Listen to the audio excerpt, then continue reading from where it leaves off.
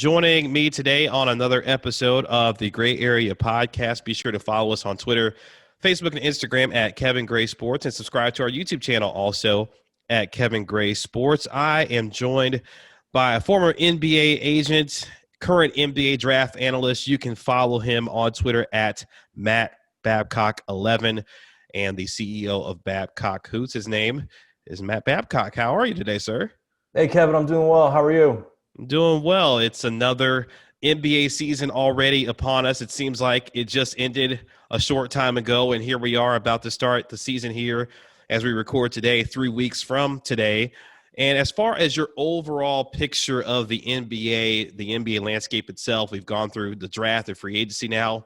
What's your overall view of how the league is currently moving toward now that they have gone through completed the season through a pandemic, but now getting ready to start another one in the midst of one also?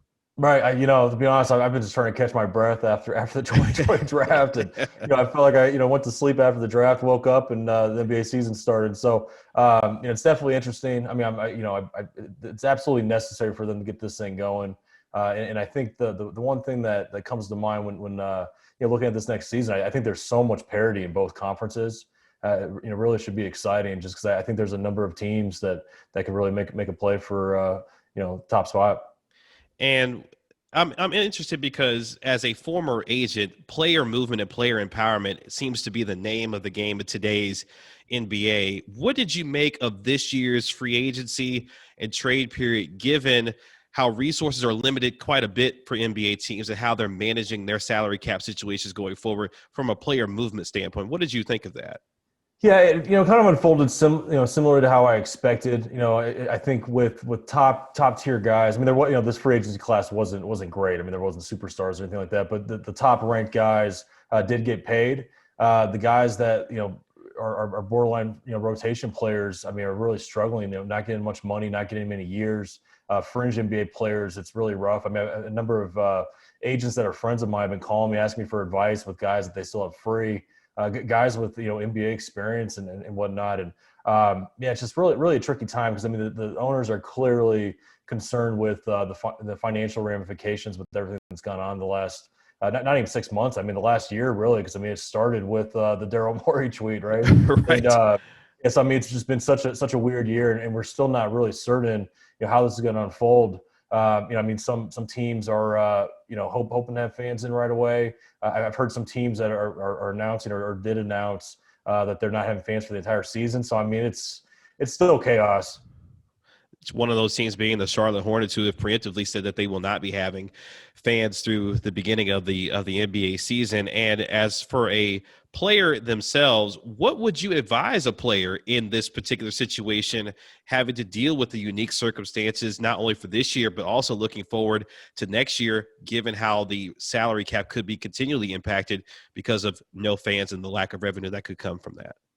When I was an agent, I mean, I represented all different types of players, different level players, and I think the approach that we generally took would be, control what you can control. I mean, wake up, do your job every day, take it day by day, and just do your best. And so, I mean, with there being so much uncertainty, for everybody, I mean, players, coaches, management, media members.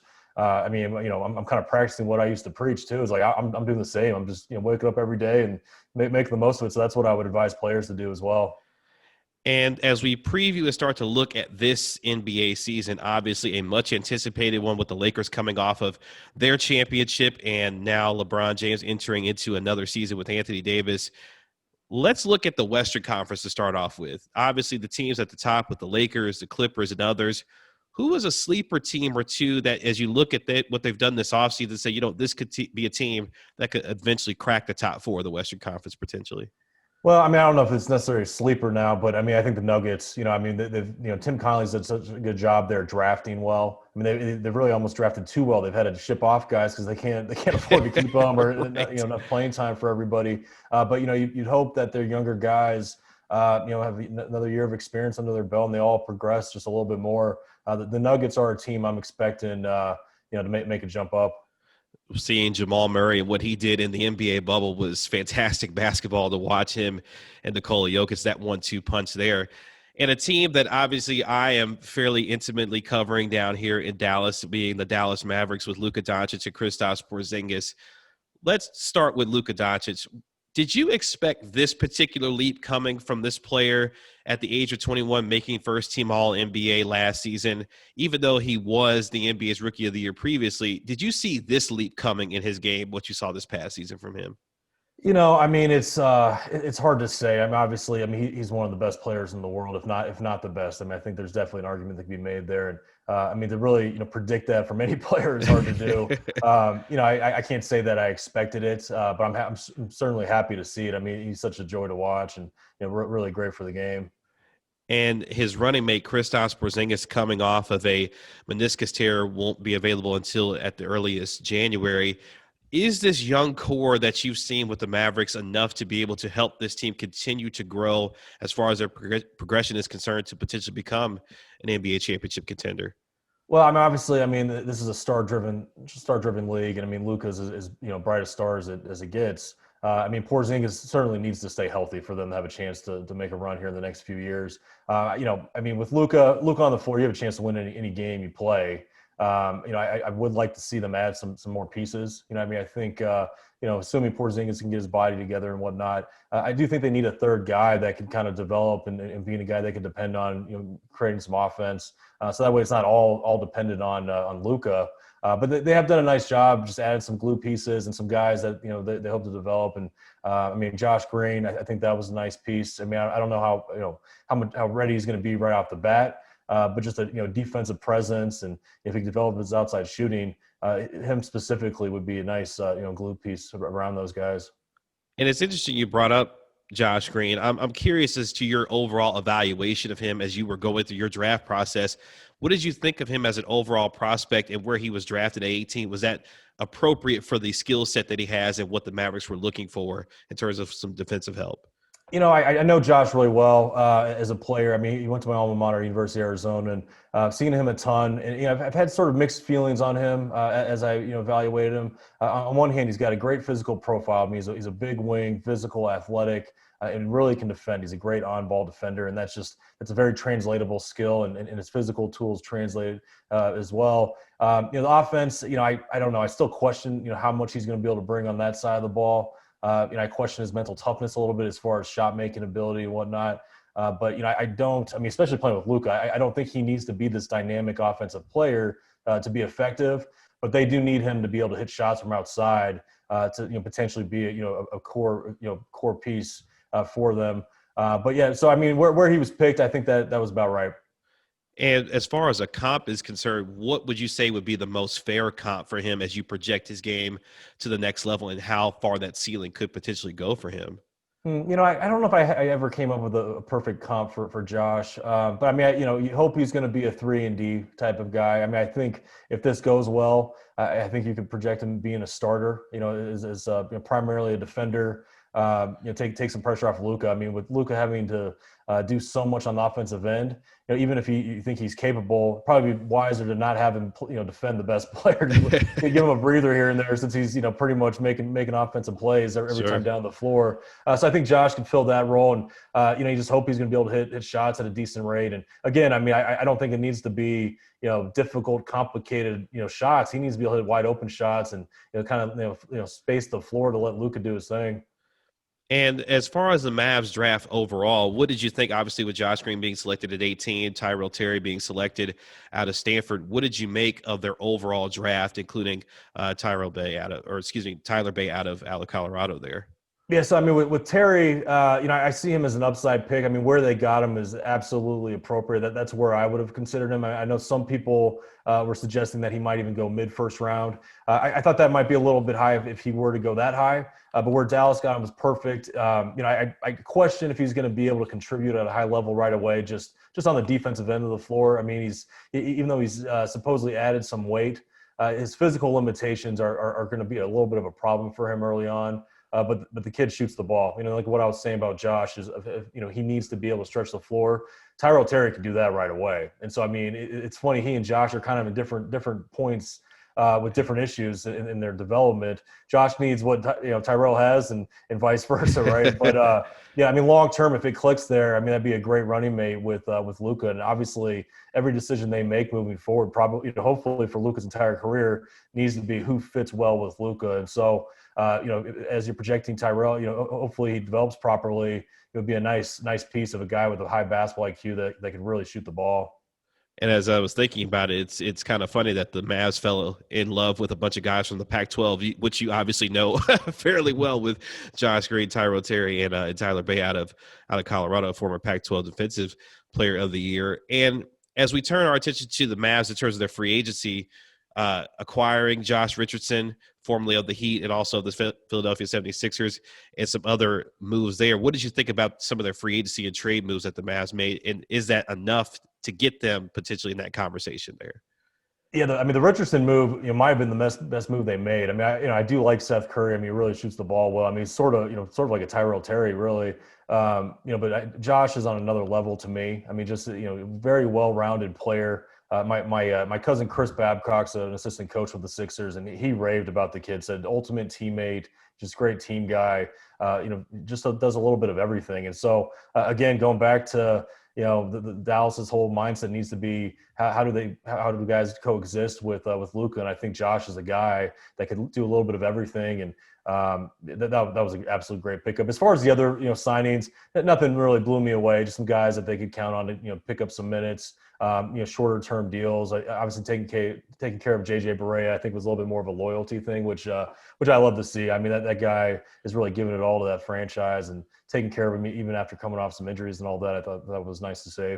Yeah, JJ Barea, a fan favorite here in Dallas for sure. Of course, part of the only member now from that 2011 NBA championship team that's still around, other than obviously Coach Rick Carlisle. And I wanted to ask you about Rick Carlisle, who's obviously been through the playoff wars in this league, has won an NBA championship, one of the more tenured coaches in this league. When you start thinking about the composition of this roster, do you believe that Rick Carlisle is the kind of head coach still at this stage of his career that's the right fit for a young team that's continued to grow and ascend?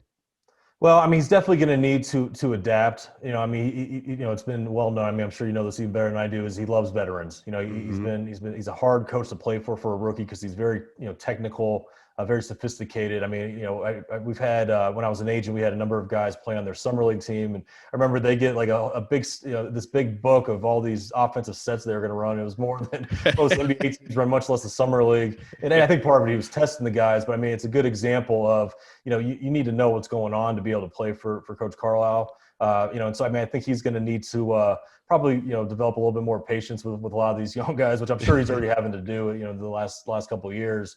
But I mean, he's about as good as it gets as far as knowing the game and teaching the game. And so I think all these young guys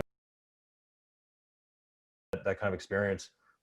And from a front office perspective, I'm interested in your perspective on this. Obviously, Mark Cuban, Donnie Nelson, Michael Finley, the brass of this organization and making the decisions here for this team. What have you made about their overall consistency with this franchise, given how they were able to transition, obviously, from the championship teams through the rebuilding process, and now seemingly getting themselves to a point where they are on the cusp of potentially being able to be a true contender in the West again? What do you make of that front office combination there?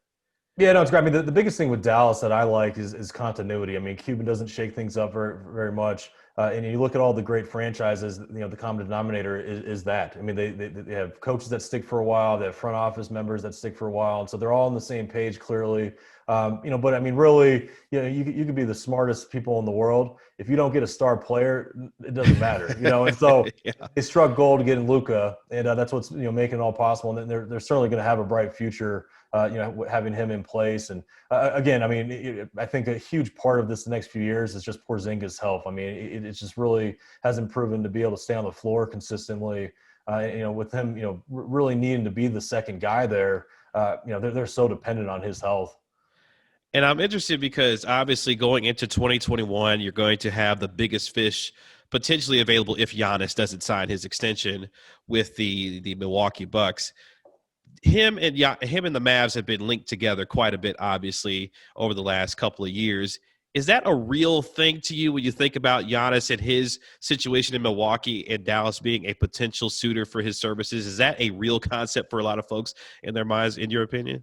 Well, I mean, first of all, I should probably tell you this. So my dad's on staff with the Milwaukee Bucks. He's director of player personnel. Was a big part of bringing Giannis to Milwaukee. So, just staying loyal to my dad. I surely hope he doesn't go to Dallas. But, putting my agent hat on a little bit, If I'm representing Giannis and he did want to look at other options, I think Dallas would be a great option. Obviously, the concern there would be, would he be, from a perception standpoint, would he be selling out going to Luka's team? And that would be something that I would stress of, hey, let's think, big picture here. You're only 25 years old. You've already had a team that, although have underachieved in the playoffs, have had the best record in the East or in the league. Jordan didn't get to the finals until I think he was 28 years old. So he still has time on his side, even if he does stay in Milwaukee. And just, your legacy is important long term, because I mean your basketball player's shelf life is short. You're going to have a long life of being Giannis. And so those are some of the things that I would bring up, if I were his agent. Luka being there, even though I'm sure they would win a bunch of rings, would it be with an asterisk? And, it might be. Giannis obviously has a decision to make whether or not he's going to continue to stay with Milwaukee after they acquired Drew Holiday and others. When you look at the overall NBA preview, what do you see in your crystal ball as you look into the 2020-2021 NBA season and say, this is where I think the league is headed based on what you've seen this offseason so far? Well, I mean, this is probably not the answer you're looking for, but I'm hopefully, wishful thinking, hoping it's going to be with fans. Sure. I'm sick of all these games. I'm glad they're playing basketball, but I mean, not having fans and for me, not traveling around going to these games. I'm certainly hoping for that. Sure. But as far as predicting this next season, I mean, I think the Lakers did a really good job of upgrading their team. I mean, with limited flexibility, and I also like what Milwaukee did too. So I mean, I think the two top dogs are still going to be LA and Milwaukee. Yeah, the LeBron James-led Los Angeles Lakers acquiring Montrezl Harrell, which I thought was one of the more surprising signings of this offseason, that they were able to poach him from the Clippers. And a team I'm interested to hear your perspective on, too, is so the Philadelphia 76ers bring in Daryl Morey from the Houston Rockets. Obviously, they brought in Doc Rivers, formerly of the Clippers, and now trading away Al Horford. What do you think about what they are attempting to do in the East and the combination of Ben Simmons and Joel Embiid? Do you think those two can make it work there with what they have in Tobias Harris and the other individuals that are a part of that organization? Yeah, I do. I mean, everybody, when Brett Brown got fired and they kind of shaking things up a little bit, everybody was rumored, hey, Joel or Ben are going to be traded. These are young guys. Similar to what I was saying with Giannis, they're not even to the peak of their careers yet. And so I wouldn't be quick to pull the trigger and trade either one of those guys. I think they're just stepping into their own. And, with Ben, he's so versatile. They played him as a point guard those first couple of years. This last year, the second part of the year, they took him off the ball a little bit and had him more as a point forward, which I see, as a more appropriate role for him. I'm really curious to see how Doc uses him. And I do think their roster, their core unit can work. I'm interested to see, the combination with Daryl Morey and Doc now, which obviously Daryl is sort of the king of analytics, and Doc is known to be a traditional old school kind of coach. How's that going to work? I mean, I think we're all kind of looking on the outside, looking on in. Who's in control here? Right. We're kind of mixing worlds a little bit, and I'm not quite sure exactly what direction they're going in, but I do know they have talent, and like I said before, this is a star-driven league, and they've got two clear-cut stars that aren't even in their prime yet. The last team I'll ask you about is another interesting team, especially because one of the biggest superstars in the game is returning, and one Kevin Durant and the Brooklyn Nets. Former Dallas Maverick great and two-time league MVP Steve Nash takes over as head coach there, getting to work with his buddy Sean Marks, the GM there. Is this going to work in Brooklyn with Kevin Durant, Kyrie Irving, and what they've got going on in that organization? Well, I mean, they're just oozing with talent, right? And so, I mean, it wouldn't surprise me if they, just hit the ground running and Durant's, close to his old self. And the one thing with Durant you got to keep in mind is, I mean, he doesn't depend on his athleticism very much. I mean, he's such a skilled player. I mean, it's all about length and skill. And then with Kyrie, I mean, obviously we know his scoring ability is off the hook. And, Steve is, stepping in as a rookie coach. Obviously with Kyrie's press conference or podcast he did or whatever, it's raising quite a few questions of how functional is it going to be. But I think Steve's the right personality to handle. He's a no ego guy, even though he was a superstar player. So talent usually supersedes, and I think if Steve can kind of keep them in control, I think it could work. It's a heck of a way to start off your coaching career with Kevin Durant and Kyrie Irving as your two stars that you get to lead. Matt, tell the folks where they can find you and the work that you're doing as you continue to prepare for this upcoming season, obviously going into what's going to be another unique NBA season this year. Yeah, you can follow me on Twitter at Matt Babcock11, and then I'm kind of all over the place as far as doing draft coverage. BabcockHoops.com. I also contribute for CBS Sports HQ and BasketballNews.com. You can find Matt's terrific work all over the place. Does a terrific job covering this league and all of the different facets of it. Being a former NBA agent, has a very unique perspective on this league and can do so in a variety of ways. Matt, thank you so much for the time. I sincerely appreciate it. And hopefully you'll enjoy this season. And hopefully at some point in 2021, you can get back out there on the road and do what you do. And we can all get back into the arena and enjoy the great game of basketball. No, thanks, Kevin. I appreciate it. Thank you.